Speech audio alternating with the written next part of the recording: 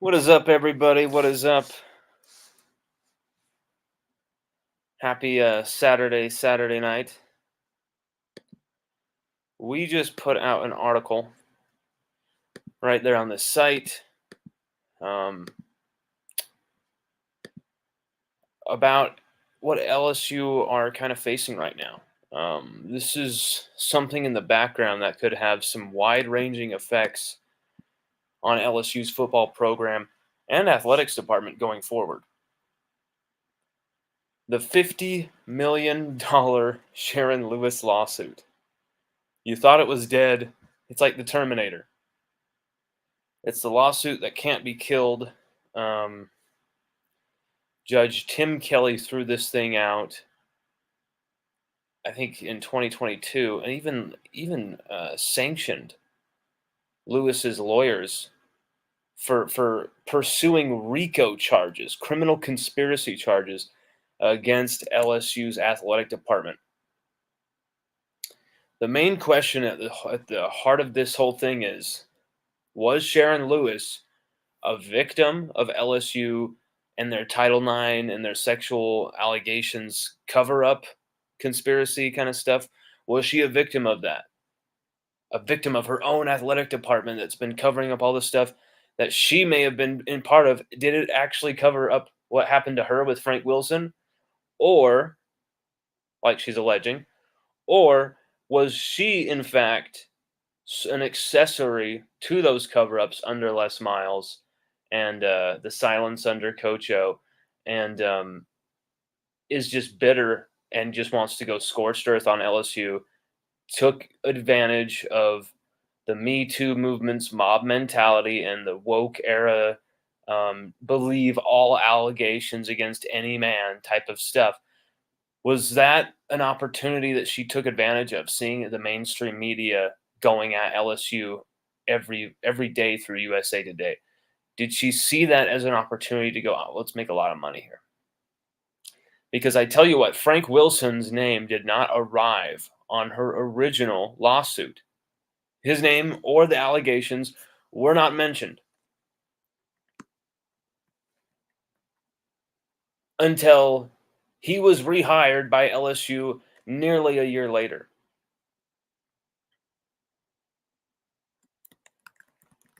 So I ask of you, um,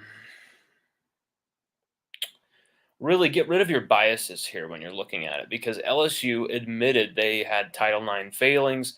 They had Title IX cover-ups under Les Miles and Joe Oliva, F. King Alexander, and a few that were really hard to prove, but probably something untoward happened there in the Coach O era with Darius Geis specifically. Um, and then there's just some things where you can see people trying to take advantage of LSU monetarily. The Gloria, the older woman who was sexually harassed by Geis, but then some of her claims in the end turned out to not be accurate as well when it pertains to Coach Ed Orgeron. So it was kind of all over the place with that case. And so with Sharon Lewis, when it comes to Sharon Lewis, she worked her ass off for LSU for a long time. And maybe when she was, Brian Kelly cut the cord with her, maybe she was just like, you know what, it's time now. Like, let's go scorched earth. But really, why would Kelly keep a hold of an employee who has an active lawsuit against the university that she's working for? Why would Brian Kelly keep her? Just on that face, why would he keep someone who has an active lawsuit against the university? LSU only kept her on, employ because, I mean, maybe they didn't want to be a victim of another lawsuit.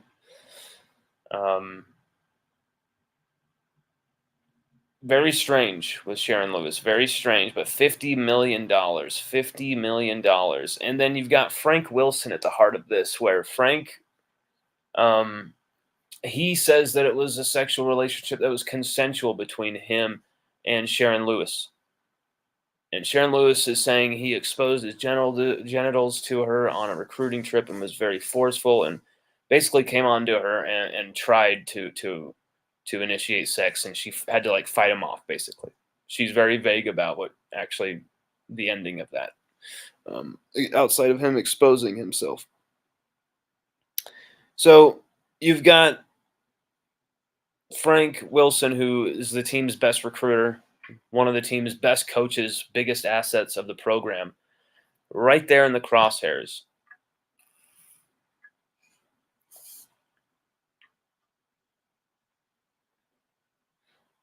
And Sharon Lewis only adds his name once he is rehired by LSU. Very strange. Very strange. And I think there is so much more to what has happened between those two. And I think it has a lot more on Frank's side than on her side here. I think as much as LSU have failed in the Title IX era and have been very, very obviously guilty of covering up some of the sexual allegations of some of their players in the past under the Miles and Orgeron eras.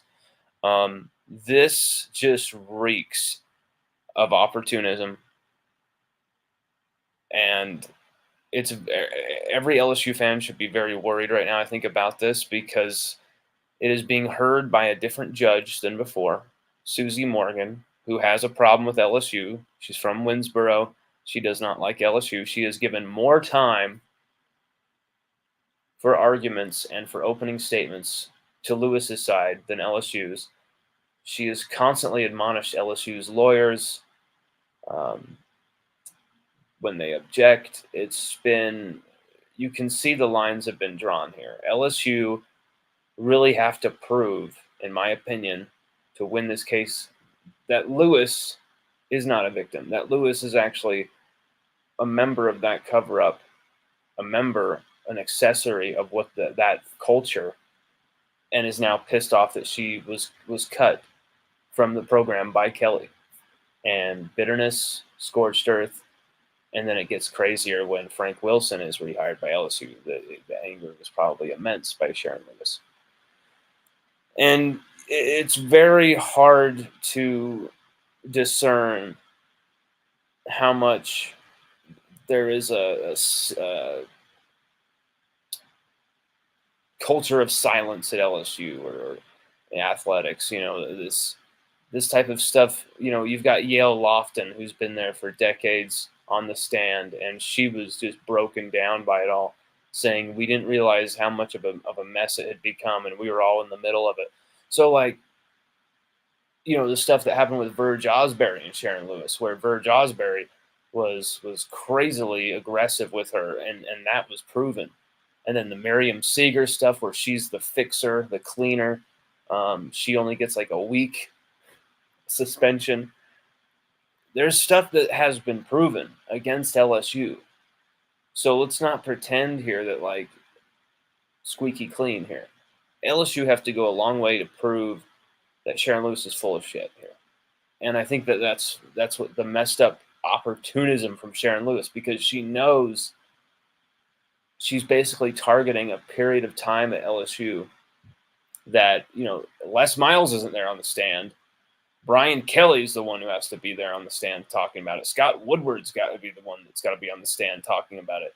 The only one that really has any, you know, legitimacy pertaining to the time period that she's wanting to go after is Frank Wilson. And that is what is so damning, is having Frank Wilson on that stand should be LSU's worst nightmare.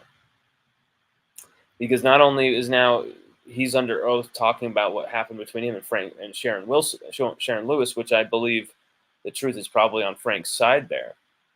But now you've got Frank under oath having to be asked, potentially, if they're smart lawyers, asking him about everything that's happened in the Miles era that he was there for.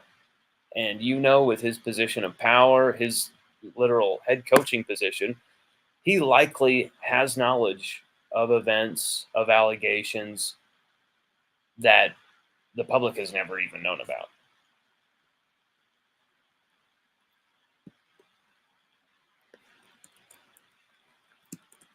So it's, for me, this is actually the specter in the background. A lot of people are thinking about we're about to get 5-star Dominic McKinley. We're about to get this guy. We're gonna have some transfers coming in, and that's great. But if LSU have Frank Wilson in the crosshairs here, legal trouble, that's not good. And I would feel terrible for Frank Wilson because I don't think Frank Wilson is really the perpetrator of any of these crimes. I don't think he's committed any of these crimes when you look at the evidence. It seems like he is really just caught in the middle of Sharon Lewis's greed. Sharon Lewis is like, I'm going to use our consensual sexual relationship that was, an affair while Wilson was married, so it was already we shouldn't be doing this type of thing. It's easy for Sharon Lewis to turn that into something that it wasn't in her mind. It's easy for her to turn Frank Wilson into a terrible person, and I feel like Frank has really gotten caught in the middle here. And now they've got him on the stand, and he has knowledge of all of that past, all of that history. Scott Woodward literally paid Coach O $17 million to leave and shut the fuck up. Why? I mean, they rehired Frank Wilson because they desperately needed him on the recruiting trail. But now you've got him being subpoenaed to go on the stand, and he's got all that knowledge of events. So, I mean, there's a lot of discovery that's been made by Sharon Lewis's lawyers. They've been good. They've been really good. They've really been arguing this case in a way that the judge finds pleasing, and that's just not what you want to see. They're getting it all their way right now. LSU and their attorneys need to up their game immediately, and really, they've got to prove that Sharon Lewis is a bitter employee. And you can't just prove that she's a bitter employee. You actually need to prove that she was an accessory in those cover-ups of that culture. That's what you need to do. And I think you can do that in certain ways. I think there are people you can get out of the woodwork who might be embarrassed by me and Miss Sharon had sex when I was only a recruit, stuff like that. Stuff that I kind of have heard stories about. That's how you get Sharon Lewis. Because I don't think she's a victim here. And I think she's taken advantage of the actual victims of people like Darius Geis and has hijacked their justice to fuel her greed. And I think that is so messed up.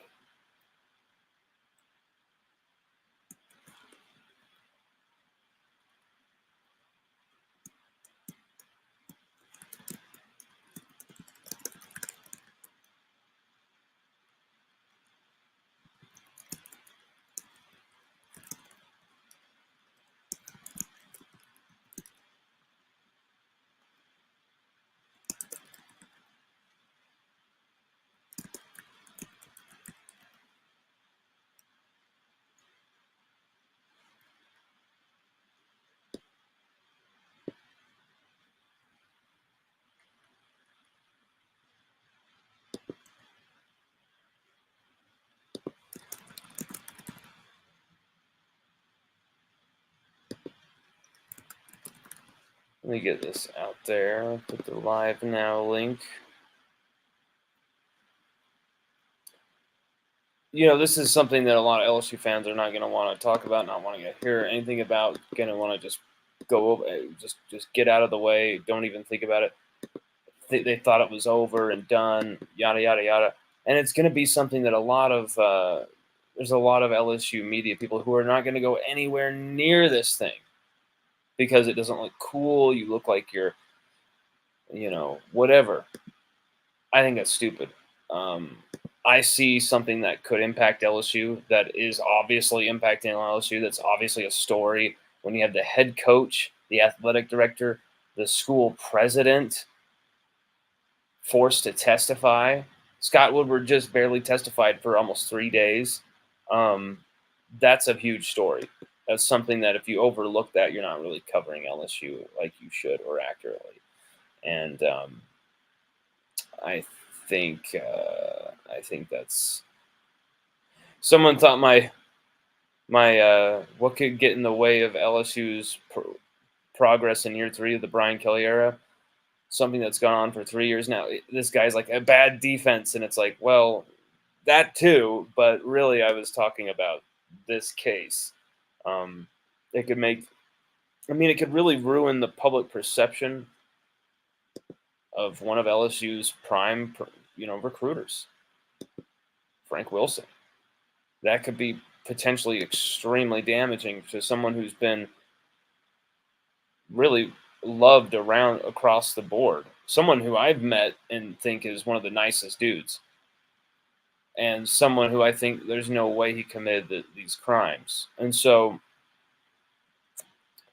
these allegations against him, I think, are completely erroneous, completely false.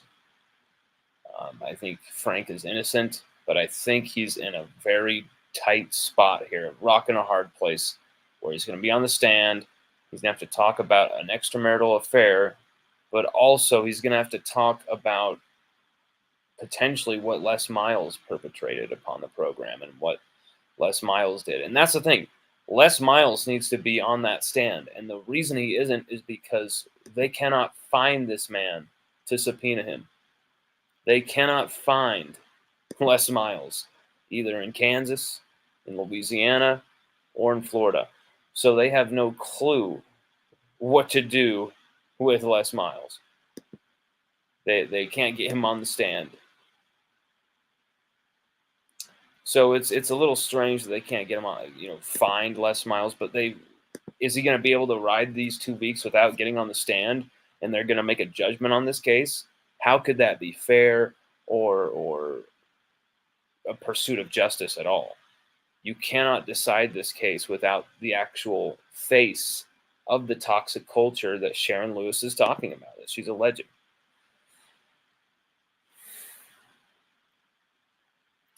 So it's just it's getting out of control. It's getting out of control. You've got Brian Kelly and Frank Wilson about to testify this next week.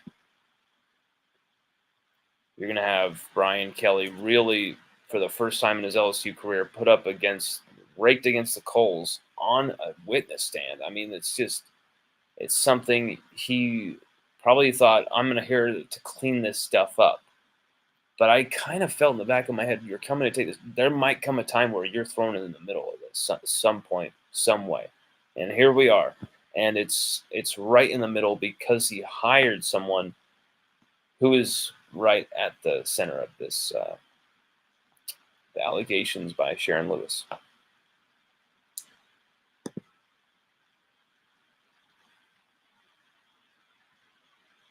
So, for me, this is a sticky case.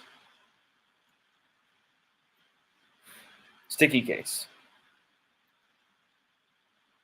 Because another thing that's very interesting, Glenn Guilbeau, and I know a lot of people don't like this guy, but he is a pretty damn good journalist, reporter, when he's not just hating on LSU. When you can get that hatred of LSU bias away from Glenn Guilbeau, he's actually pretty good. I mean, Skip Bertman allowed Glenn to write his book with him, so, I mean, if Skip likes him, Glenn's probably pretty good at his job. But according to Outkick's Glenn Guilbeau, we're going to hold him to the fire on this one because this is very interesting. Scott Woodward told Sharon Lewis's attorneys that Brian Kelly fired Lewis in early 2022. But Brian Kelly told Lewis's attorneys that Woodward had fired her. So a little bit of a what's going on there. He said right there with both saying different things. That's something we're going to get to the bottom of when those two are put on the stand. You've got Woodward on the stand, and now you're going to have Kelly on the stand, and they're saying some conflicting things according to Glenn Guilbeau, who I know a lot of LSU fans don't like him, but that's what he has reported. crazy, crazy times because I'm telling you, this could affect LSU in a weird way where you've got $50 million out the door,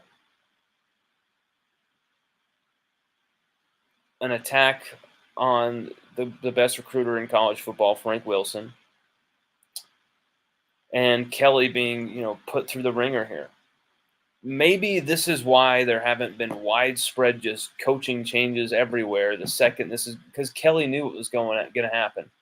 They had all this Heisman stuff, all this award season stuff, and the second it ends, they go from a Heisman Trophy stage to a Baton Rouge courtroom to fight off this 50 million scorched earth case against them by Sharon Lewis. And I'm just thinking, what are gonna be the residual effects from that on the team going into next season? Well, I think it's gonna make Kelly not be as ambitious in his changes. I think he's gonna scale back his changes and just go instead for continuity. We gotta have the same people here that I can, trust, have around for a few years, let them grow and evolve and develop, whatever. Fine. But does it have to be Matt House? Like, I think this guy's too stubborn to be on the staff. And I think because of all of these crazy distractions, Kelly having to speak in a courtroom under oath, that's pretty heavy for this guy who's used to speaking like a politician and being careful with what he reveals. Um, it's affecting BK. He just went through winning a Heisman with his player winning a Heisman. That's got to be taxing to go through all of that. Kelly's already on the recruiting trail like crazy with Frank Wilson as this news is about to, start really hitting a fever pitch next week when Wilson and Kelly testify. As these recruits are going to be signing potentially to LSU. It's all crazy. It's all happening right now. And BK's got to be able to navigate that into this year 3 where a lot of pressure is going to be on him. A lot of questions about him will be answered. A lot of, hey, all these guys won it in year 3. Where is it for you? He's never going to win the big one type of talk. That's going to continue, and that pressure will mount as the season continues. And this is not helping. This is not helping at all. This is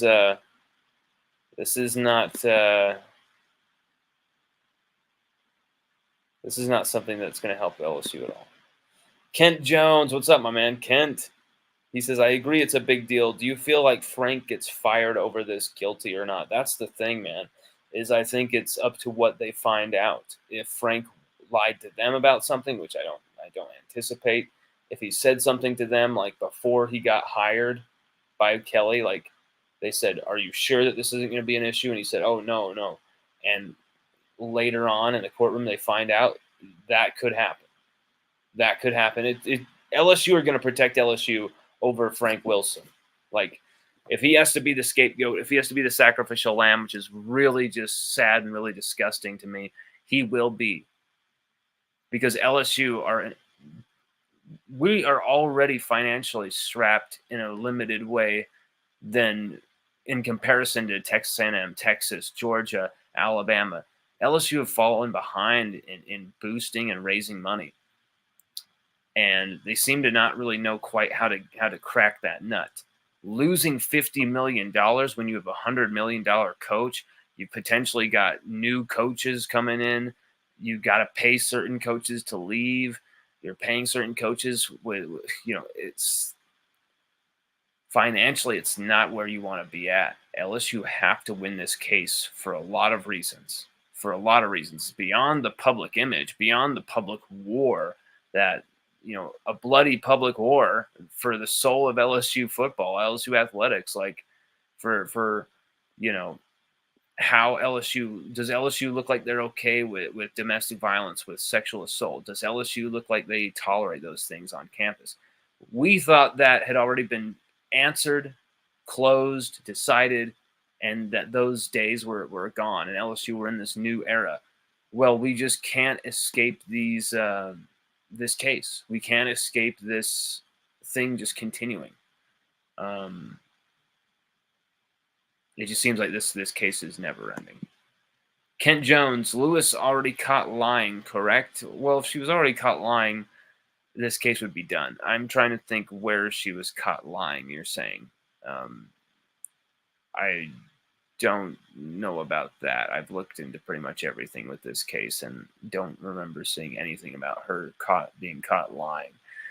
The only thing that was caught doing anything was her lawyers were admonished, and the ridiculous RICO charges that they were putting up against LSU, charging LSU as a criminal conspiracy, that was thrown out by Tim Kelly, the judge, and he sanctioned and just kind of like blasted the Lewis's attorneys back in 2022. And now you got Judge Susie Morgan from Winsboro, seems to hate LSU.